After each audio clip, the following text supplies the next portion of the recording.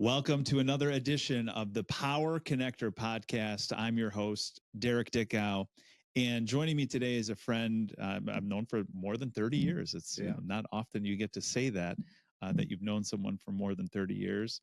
But Sam Beznos and I met in 1993 through a friend, and we've been friendly and grown together since. And it's really an honor to have a conversation with him today. And for those of you that are just catching on to this episode or to this podcast, it's more of a curiosity conversation. It's people that I have respect and admiration for what they do, how they carry themselves in business, and just trying to understand some of the success that they've experienced, some of the challenges throughout their career, and what makes them tick. And part of that today, what I think is important to call a curiosity conversation, because we don't know a lot about the people that we talk with, even though you might have a built-in friendship and relationship for a long time, but it's great to understand the dynamic of that person. And so I'm real excited to introduce you all to Sam Beznos, president and CEO of Besttech, a commercial real estate firm that has been in business more than 60 years, based here in Michigan, more than 1,300 employees across 14 states, primary investments in Michigan, Arizona, Florida, Tennessee, DC, and managing a portfolio of some 35,000 units. So it's a substantive company in commercial real estate, and there's just so many different places that you and I can start, Sam. And so I would love to start this conversation, as I start all my conversations with friends and family, and even like the nieces and nephews that come in. I always thought, so what's new and exciting? And there's a lot of good stuff going on at Besttech. And first of all, welcome to the podcast, and share with us a little bit about what's new and exciting in your world. Sure. Well, first of all, thanks for having me. This is very exciting. It's an honor to be here. What's new and exciting for me? Well, I mean, we're always busy at Besttech. I mean, primarily either focusing on new developments, and we're working on several of those, 2 in Florida, several in Michigan, and in Arizona. And it's really fortunate for me because, I get heavily involved in the design process. So that's really exciting, seeing a project, come from the design phase and then get built, which we have projects under construction right now, and then eventually managing those properties. In addition to that, we have many renovations going on, where we're either renovating units, building new clubhouses, finding different ways to add more amenities and services to our residents that we serve. So we are always busy at Besttech with different projects, and we have a pipeline of that as well. So that's really what's new going on. Yeah, I mentioned 35,000 units under the, let's call it the multifamily, but the firm is a lot bigger than multifamily. In fact, I'd love to get a kind of a snapshot into some of the different investments and asset classes that I'm pretty sure you don't do anything in light industrial and nothing in hotels, but a little bit of everything in retail, multifamily, mixed use, senior housing, senior care. I'd love to hear a little bit more about that. Yeah, sure. Well, we're a very entrepreneurial firm. First of all, we'll look for opportunities, and we'll do pretty much anything in real estate. We have a history of doing many different projects, but sort of our core business today is focused on apartments and senior living. That's sort of our day-to-day focus. We also have a commercial portfolio of retail, neighborhood shopping centers, or mixed-use buildings. And we actively look for those type of developments when they're part of a residential development right now. And we also have an office, and we do have an industrial building as well, but we're not that active in that area. From the firm standpoint, we're pretty vertically integrated. We have a development department, we have a construction department, and then we have 2 different management divisions. We have a division that focuses on our multifamily apartments, and then we have a division that focuses on our senior living. So we really do everything. And we are building projects as a general contractor. And then from time to time, we also hire general contractors if we don't have a lot of expertise or capacity in various markets. So we really do it all. Yeah. Tell me, you do it all. Yeah. Tell me a little bit about the background. Help me understand how it all came together. The Besttech name. I mean, your last name is Beznos, so I could pretty much do the math there. But this is 60-year-old company, and it's not something that just kind of grew. Did it grow with one deal? Was it one handshake? How does the story come together for us? Well, it's a little like that. My grandfather was an immigrant, and he started. He had various jobs, but eventually he got involved in the real estate building business in the city of Detroit. He purchased several inner city properties and became a landlord on that. And my father and his brothers actually helped in that business while they were in school. And after the riots in Detroit and things started to get a little bit difficult there, he came out to the suburbs and he purchased a piece of property actually in Southfield, Michigan. And at the time, my father was in law school, and my grandfather had gotten sick, and he asked my father to help figure out how to develop that property. And that was really the start of Besttech as what we know today. My father took that piece of land and got it approved and figured out how to build it. And they built their first apartment project. And it really started, kickstart the business in that time. And that was in, the early 60s. And my father eventually brought in his brothers, and they started the Beznos real estate company, Beznos Realty, and they started building apartments and in the suburbs, primarily of Detroit, and then purchased some commercial property, and eventually they ventured into other deals, and they met another local prominent Detroiter named Jerry Luptak, who my dad worked very closely in terms of acquiring some real estate. He was a lawyer, tax attorney, very prominent there. And they just really hit it off. And eventually they kind of formed. He was the TAC in Besttech, and Beznos, was the Bez. And sometime, I believe in the early to mid 70s, they decided to kind of go under the name of Besttech, and sort of the rest is history. And now, I'm the next generation of the Beznoses involved in the business, and my partner Paula, she's the next generation, and she lives in Florida, and that's sort of the family business. And now she has her children as well that are going to be starting in the business. Yeah, it's a fascinating story, and a lot of times you hear about immigrants that come to the country, and they have a couple things going for them: hard work ethic and just a scrappiness to just achieve, and that entrepreneurial spirit, which obviously is alive and well and has transferred generations.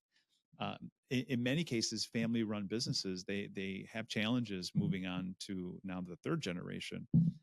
How has your family been so successful, along with the Luptaks, in transferring that leadership? Because it's not always easy to do that. I think there's some case studies of people that we may know throughout our networks that have not done that well. But here you are leading the company. What type of? Tell me a little bit more about that. The training wise, the sacrifices early for you in order, they didn't just give you the keys to the company, right? This was something that you had to work for and earn. Certainly. And you're correct. There are Harvard Business School cases all about family business, and most of them fail when they get to our generation. So I feel very fortunate and blessed to be in the position that we are and continue that legacy that my family has built. And I know they're proud of that as well. I mean, the transition to go from generation to generation is not something that you can just ignore, and it's something that you have to plan for. And in my case, my father and his uncles, we had a lot of conversation about that over the years, and I think that they recognized the need for a succession plan very early on. And I started in the business working and getting exposed to it 12, 13 years old. I'd come on the weekends to meetings. I'd work at some of the projects. And, and this continued through high school. I'd work the summers. I worked in construction. I worked in leasing. I worked in management.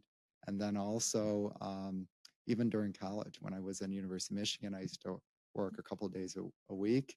And when I was at NYU, I was working as well on some of the development projects, and I would travel as well. So I think it's what made it successful for us is planning, experience. Many family businesses fail because they put family in place without the right experience and without the right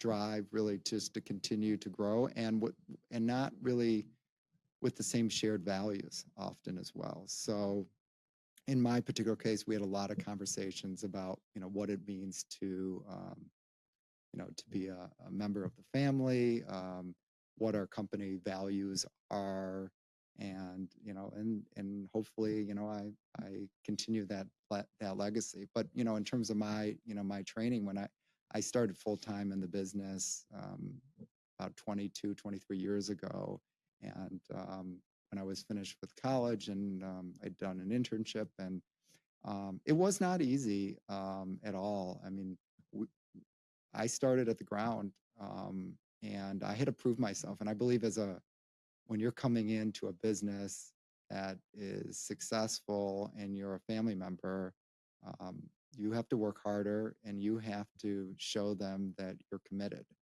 And I believe ultimately when the team there at the time realized that I was committed to the company, they could rely on me, that's when the magic started happening. And when I started producing, really carrying my own weight.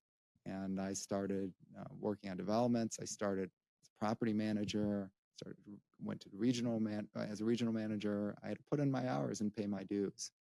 And I think that's sort of been the success of the transition for us. Yeah, I love that when they started to sense your commitment, and I'm sure that had to do with a lot of sacrifices and, um, delaying some gratification on doing some social things and enjoying your time as a young man, but showing up early, being the last person on the job, asking the questions. And I love what you mentioned when we started this, is that you're so involved in the design aspect of things because you've seen so much. Some of your buildings, especially the newer ones, are just state of the art. I mean, they're incredibly tech savvy, amenitized buildings that you can open up a magazine, and this is what this is what Besttech is producing. So that doesn't happen overnight. I know that you're 20 some years in this position with the firm. There are a lot of family businesses that almost request or require their children that want to get in to go elsewhere for like 4 or 5 years. It seems to be a model that I've seen work in many families. Was that something that they said to you as well? Like, go learn from a different company, or was it, hey, we'll start you here, but you're the lowest level until you develop that sense of commitment, and we see it from you? Well, we didn't have a strict policy, and I know that does exist, where you need to work a certain amount of years before you went out of the business. So I had some experience working. I worked for a couple of different banks. I worked for a brokerage company. So I had some outside experience, but not as I guess formal as you indicated before, in terms of you got to work X amount of years at this company or that company. But for me, I had considered before I moved back from New York. At the time, I was living there. I had finished at NYU, and I had worked for a bank, and I considered staying there longer. But at the time, there was really a need to get involved with a few different developments. So I decided to move, and that the timing was right. And the buildings we build, we're a long-term holder of real estate, and we're really building communities. So when we design a project, we have to think about really the long-term future of that and how those projects incorporate into the overall community, or what do we want to see the community look like? I mean, we service 70,000 residents, and it's an honor to be able to do that. But in terms of getting into the involved in the design process and thinking about what's right for a piece of property or a market, we're putting our family's legacy on that project. And I think that's why they encouraged me to get involved as early as possible to really learn how to do that. Yeah, it's not an overnight thing, right? It takes time to learn, and also takes initiative to care about the different departments and how they all talk together and work with each other. I'd love to learn a little bit more about your leadership style. So help educate me on. It's a big company, 1,300 employees, a lot of effort, a lot of different people, leaders within the company, within the different sectors of the business. I'd love to understand, you have people that have been with you 30 or 40 years, right? They've been with you for a long time. And how are you able to build that relationship with them where they're just so bought into the vision, they love the company, they love the projects? What's been some of your secret sauce to building relationships with these leaders? Yeah, well, I think this is a big part of what makes our company unique. You mentioned some of the longevity. I think our one employee in our corporate office right now just reached her 49th year at Besttech, and we've had many key members of the team that that have been with the company in their 40 plus years, some of which have retired. But it's really the people that help build the company, and the company doesn't run itself, and that's something you don't quite learn at school, but you learn when you're working the company, and really valuing the contributions of each employee is one of the things that I rely on, and I think in encouraging them to perform at their best, to take risks, that it's okay to make mistakes, to speak up, as part of the values of our company. I think that without all the different departments functioning at their best, then we won't have a successful project. So it's really putting the right people in the right place so they can thrive. And my leadership style is not authoritative. I want the opinions of my staff. Many of those people have a lot more experience than I do, and I recognize that. But and having them understand my vision and the vision of the company, and making sure they're aligned, I think is what's key in terms of my leadership style. Bringing them to the table, having them ask the tough questions, challenge, the ideas and the business plans. That's what makes success. And I think if they're doing that, then they're really committed to the project, and then they take the projects, and then they take ownership in whatever that is. So we have some fantastic people that have grown up throughout the company in different different divisions, and they understand our values, and they handle the situation as if I was handling the situation, or my family or my partners would handle the situation. They treat the properties as if they were their own, and that's what we'd like to see.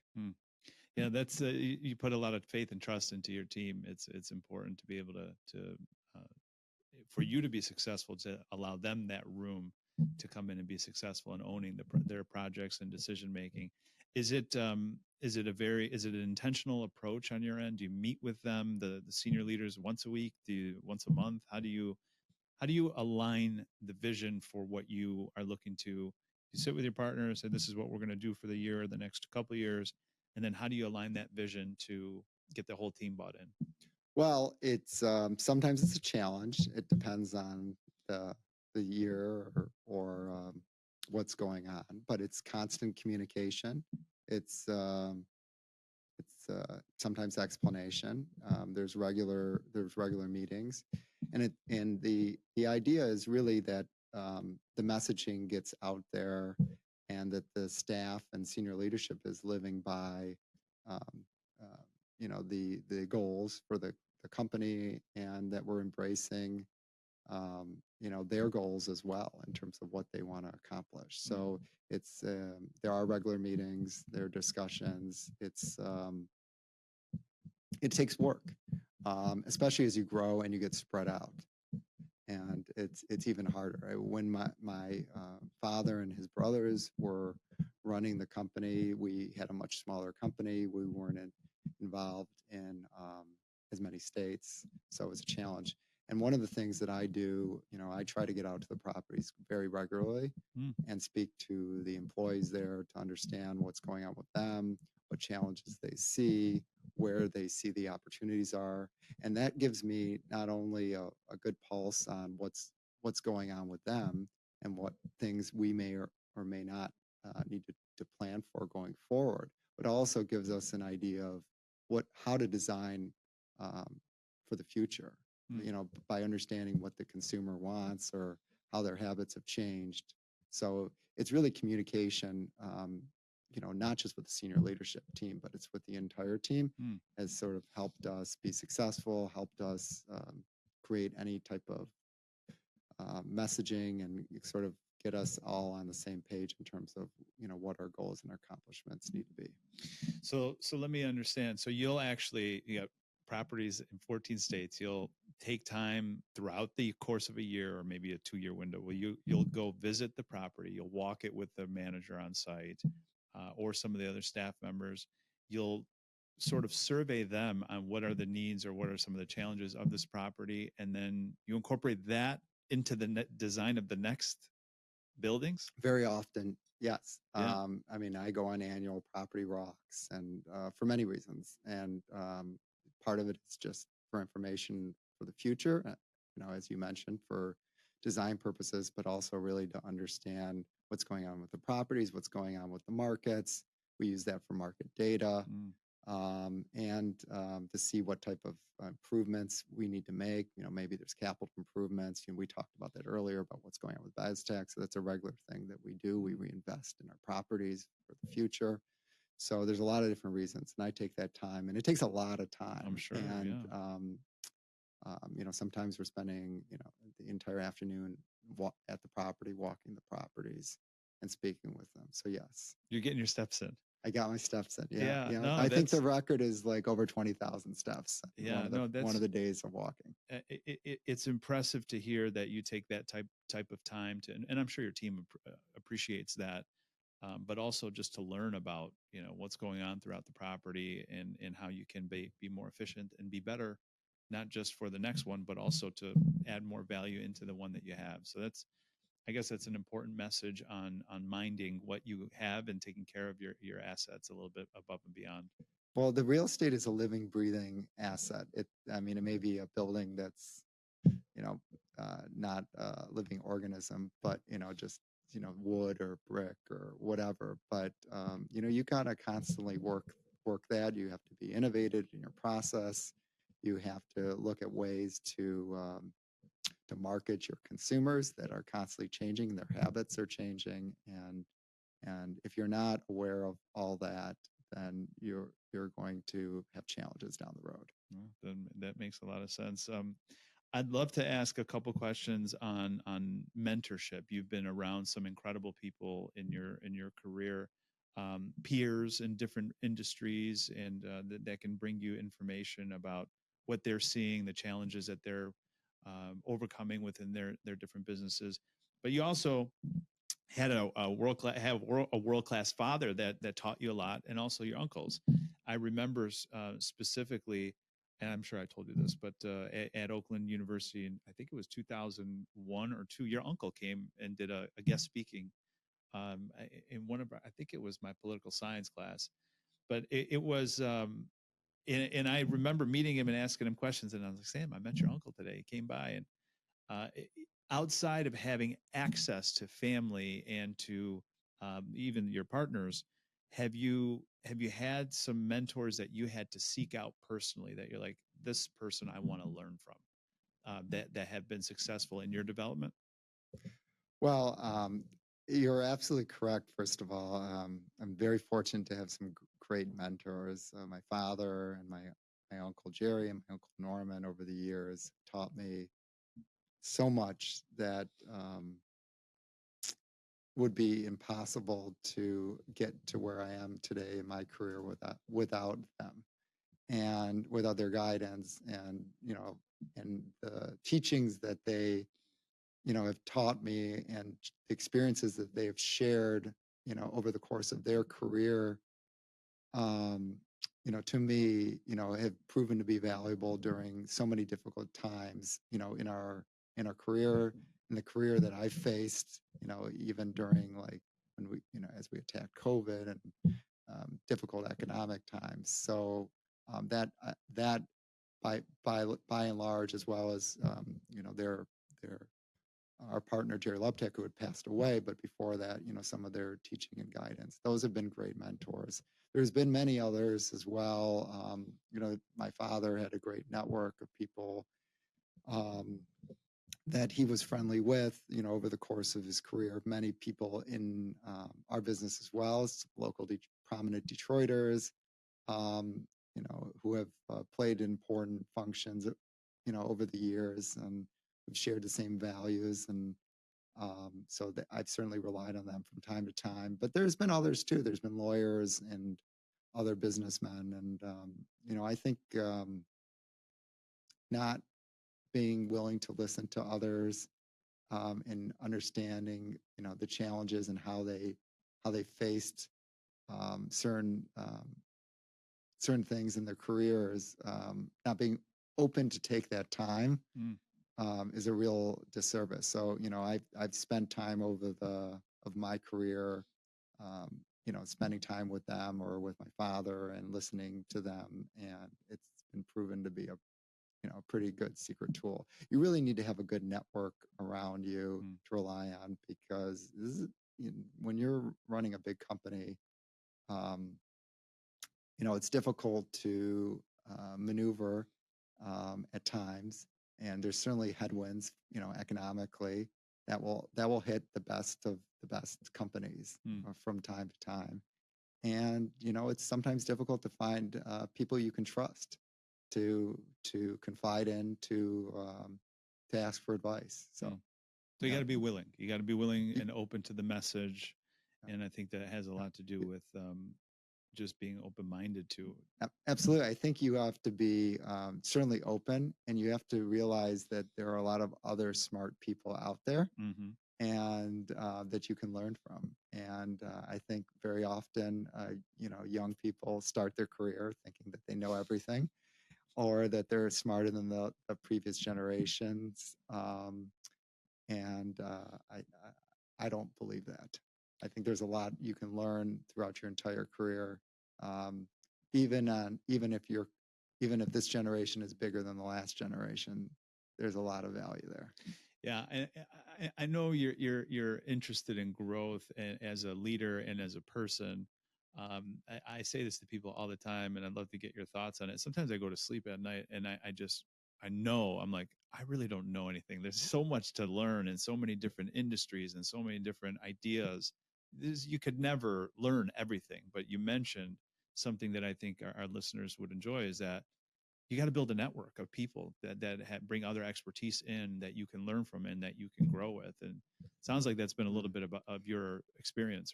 At first I thought you'd learn everything you need to learn from other real estate people, and that's great, and it's fun to talk shop, but you also learn a lot about how to run your business, or how to pivot your business from other businesses. And in fact, that's something that our company has done all along. As we looked at how to develop and build new property or site selection, I mean, we always went against the grain. Part of our culture to be innovative, and we've always gone against the grain, tried to build what's not there, and we took aspects from other industries. So it one on the one hand, being open to learn about what other businesses are doing helps give you ideas for how to maybe implement growth opportunities for your business, but also to tackle challenges, to see, okay, well, this business is not exactly the same, but it had some similar challenges and they had some success overcoming them. So maybe we can apply that. And we've used that from, in terms of construction, we've dealt with that when we've had challenges. We've also done that trying to be innovative in our process and procedures and technology and say, well, if you can do it here, why can't we apply it, to our business? Even if the technology is not there or the process is not there, why shouldn't it work here? Sure. I mean, when you're talking about a company at your size, there are a lot of your counterparts in different industries that I'm sure you guys not just talk shop, but try to problem solve for each other, right? And that's a big part of another organization that you're a part of, which we won't talk about today. But I know that you guys enjoy to share some of the challenges that you guys that you are confronted with, whether it's economic, whether it's COVID, or just crazy market conditions, which we might happen to be in today. Would love to learn a little bit. So your approach in today's market, your pipeline. What's the next 12 months look like for you guys? Like what are the big projects that you are excited about? Well, I touched on this a little bit earlier. We have 2 projects in Florida that we're working on, an apartment project, mid-rise 8-story building, and a senior housing project in Florida as well. And pretty excited about that. The market there has grown heavily, as you know, you spent a lot of time there. Yes, evidenced by the color of my forehead today. Yeah. Are you on the west side of the state? We are on the west side of the state, but these 2 projects are on the east side. One's in Boca, one's in Delray. Okay. So, we had planned to start one of the projects last year, but we kind of lost time, and we're hoping to start at least one of those projects this year. Certainly, there are challenges in today's market. The capital markets are a little bit more challenging. We're still seeing inflation, but nevertheless, we're plowing ahead. We really are trying to take a long-term approach on that. So we're very excited about those projects. We think there's a big need. We also have 2 projects in Ann Arbor that we're working on, in Ann Arbor, Michigan. Go Blue. Go Blue. Yeah, it's a big year for Blue. Yeah, and Ann Arbor has been a good market for us. We've been there for a little over 30 years, and one project's just apartments. Another project is in addition to our existing independent living facility, which would be an assisted and memory care facility, and that's in Ann Arbor. And that project has already been successful. We're planning on starting that this summer. And then we have a couple projects in Arizona, some apartments we're working on. So we're certainly busy with those. We're working on some other acquisition opportunities right now. We're trying to take advantage of some of the dislocation in the market with the capital market. So we have some potential senior housing projects we're targeting right now that we think we can purchase and put under our umbrella in a few different markets. So we are active, and we're trying to be conservative and disciplined. Certainly these projects today are more expensive than we've ever seen. The interest rate environment makes them a little bit more challenging in terms of how to capitalize that and what the long-term approach does. But we're plugging away. We're a company that builds during good times and builds during bad times, and we try not to overbuild and get caught up with the boom and the bust. So we're optimistic. We're cautious because I think that there are some headways in the market, and as I mentioned earlier, we have a lot of different little projects going on too, where we're repositioning some assets. So the team gets really excited about that, especially on site, and our residents get excited about it. When we build a new clubhouse or we renovate a project. So For sure. If I may, can I go back to Florida? Yeah. For just because Yeah. I enjoyed to spend some time Yeah. there. So everywhere I go in Florida, there's cranes. Yeah. So Scary, right?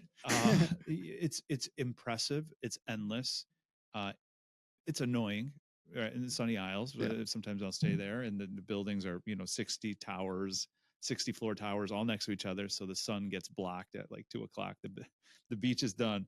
But what kind of how is the demand so sustainable in Florida? So go to Brickell, there's cranes everywhere. You go to Miami, it's another juggernaut. Then as you move into North Beach and Sunny Isles, and then you're starting to see more in Fort Lauderdale. In my neighbors to the north in Pompano, they're building a Waldorf Astoria. They're building a Ritz Carlton. Yeah. These are all pre-sold, fully sold, fully subscribed. You go north of Del Rey. That town is just incredibly fascinating. And then you go down to even if you want to go to Fort Lauderdale, Las Olas area, there's cranes everywhere you look. What is everyone in America moving to Florida?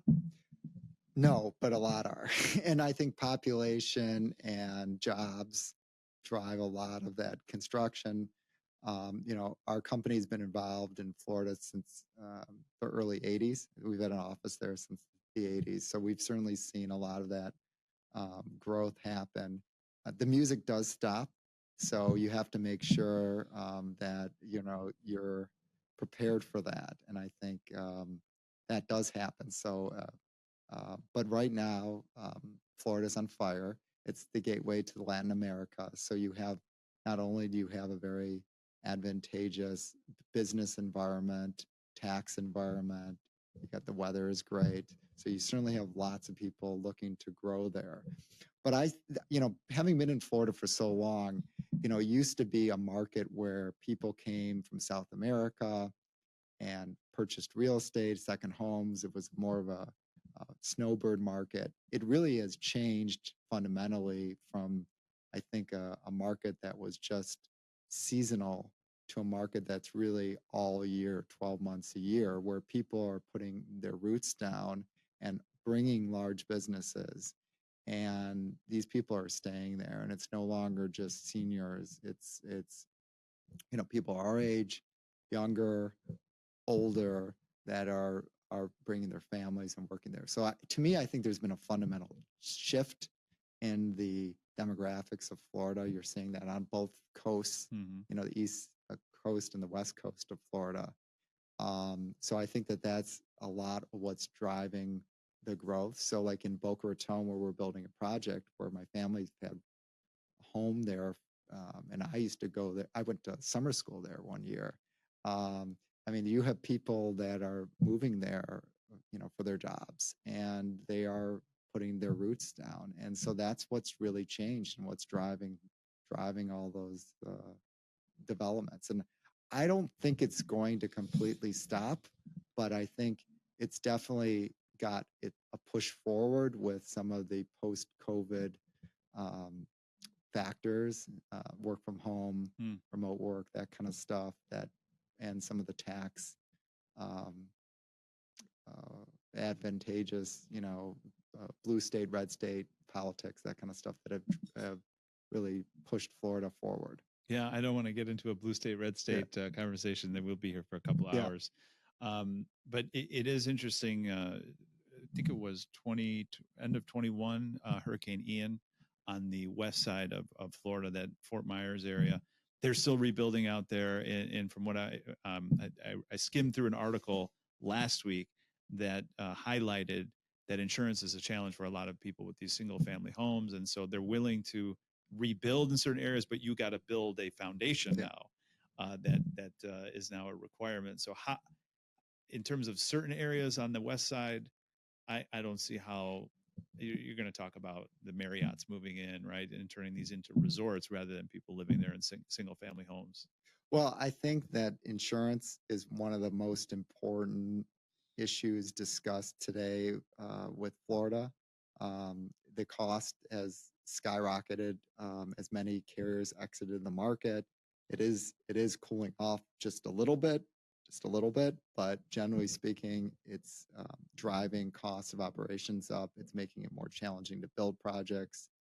Um, so that's something that needs to be addressed. I know there are ways to mitigate some of that, and I know that the government's looking at that as well as private businesses are looking at different shared cost arrangements to try to self-insure for some of those things. So that's something we're dealing with as a company. But affordability is a huge issue in Florida, not just because of insurance, but just because of the rapid rise in cost and construction. And that's being addressed in Florida right now with and probably you're going to see more development um, as a result of how they're addressing affordability because they're encouraging more density in exchange for more affordable units. And these are more workforce housing that you'll see on both coasts along the state as a result. So, yeah, those are real issues. Those are challenges for Florida. And again, you could spend hours, discussing how to tackle that. But that is something that Florida, because of their rapid growth, is trying to figure, and their inherent risks with the hurricanes they're trying to deal with. Yeah, and all this in the back of my mind, I'm like, oh, great, 95 is going to be more jammed now. Yeah, heading south. So this has been great. Understanding a little bit about your vision, leadership. The company is obviously poised to move on. Do you someday want the kids involved in the company in the back of your mind, or you think about that at all? I think about that a lot as my oldest son is 14. Blake is 14? No, Blake is 8. Blake is 8. Blake is the younger one. That's right. So Blake is 8. Yeah. Dylan's 14, and Ella's 12. So I do think about that, and I would be very proud if they got involved in the business, but I certainly would want them to live their own life. I really had a passion for the business. I took interest very early on. I don't know if it's just because of the overexposure that I had of the business that my father, brought me to meetings and took me to properties over the years. And I've tried to do a little bit of that with my children as well. But the kids are much busier today than they were when I was younger, a lot more distractions and other stuff. But I view our business as a platform for the family. And if they want to go out and do something else, I'm happy to see them do that. If they want to come in the business, I've tried to teach them what was successful for me and why I was interested in the business, to hopefully that if they expressed interest in joining, that they would look at it from that perspective and come in, again, continue some of that shared values and family legacy into the next generation. But we'll have to wait and see what happens. They got to wear a hard hat, right? They got to wear a hard hat on day one. They have a hard hat, and I do take them to some of the construction sites and some of the visits to the properties. So, I would love to kind of close it out, and I try to do this in every conversation I have, is understand and share with you that I don't always know who watches this or listens to it, but I got to imagine somebody that's got interest in either you or in the company or maybe in your space in commercial real estate, and say, this is an amazing thing that Sam's, the commitment, the work ethic, the development, the how active he is. And someday I want to be like Sam. So maybe there's a 22-year-old, young man, young woman in college, looking at the next phase. What advice? And they say, I want to be like Sam someday. What advice would you have for them, and just to make it, to match success, to be in a position like yours someday? Be humble. I see that there's a lack of that out today. Be ethical. Recognize that this is there isn't a race to success. I think what's been good for us has been sort of slow and steady. Wins the race at the end of the day. So those would be primarily the 3 tips that I would say in terms of being advice. Your reputation is everything. I think that's another thing that I live by. You only have your integrity and your ethics, and and follow your passion. I think so many people try to do things because they need to get to the next level, or, career path or whatever, but they're not really following their interests, and they're kind of rushing. If I look back in my career, I might have rushed a couple things as well. I think taking the time and learning and really figuring out your talents and your passion, the success will come. Yeah. I want to close that right there. I mean, okay. I love that. I love that. So top 4 things. If you heard it or needed to hear it again, number 1, be humble. It isn't a race to success. Slow and steady wins it. And it's a good reminder to think about that. Your reputation being the number 1 thing that you have. It's what you carry with you everywhere you go.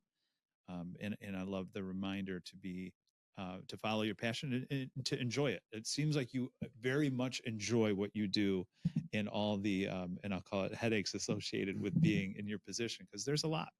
1,300 relationships, 14 states, so 14, and I can't even count the amount of communities that you have to work with and learn who's in charge and what their qualifications or specifications are for your project. So it's endless work. People think you make it, and you make it look easy. But I think if you are out there and you're listening and you want to be successful like Sam someday, it's a great testament to where you're at. Is these 4 things, right? Be humble. There isn't a race to success. Your reputation is number 1, and to just be passionate about what you do. Sam, this has been great catching up with you for the podcast today. Once again, thank you for joining us, Sam Beznos, President CEO of Besttech, friend for 30 years, and really some of the stuff I'm just learning today about what you do and how you do it. It's been an incredible journey, and wish you health and all the best as we move forward. And the boys hopefully someday get involved in the business as well, right? That's all good. Thank you again for the joining us on the Power Connector podcast. Sam, anything else?